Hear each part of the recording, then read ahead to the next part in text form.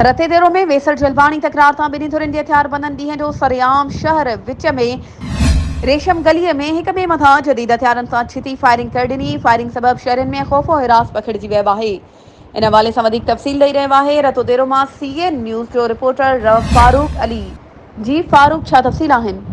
जी नाइला, बिल्कुल रतदुर में वीसर जलवाणी तकरार तां ॿिन्ही धुरनि में हथियारबंदनि ॾींहं ॾिठे जो सरेआम विच शहर रेशम गलीअ में हिक ॿिए मथां जदीद हथियारनि सां छिती फायरिंग करे ॾिनी।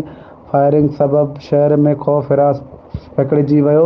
शहर जो ख़ौफ़ विचां पंहिंजे घरनि अंदरि महदूद बणिजी विया। रेशम गली जे दुकानदार पिणु पंहिंजा दुकान बंदि करे छॾिया। पुलिस फायरिंग जो इतला मिलण बावजूदि फायरिंग बंदि करण लाइ के बि उपाय कोन वरिता। हथियारबंद जदीद हथियारनि दिलेरीअ सां हिक ॿिए मथां फायरिंग कंदा रहिया।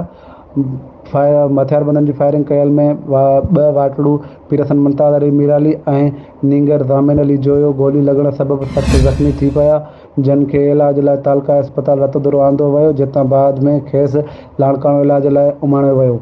जी महिरबानी फारूक, तफ़सीलनि खां आगाह करण जे लाइ।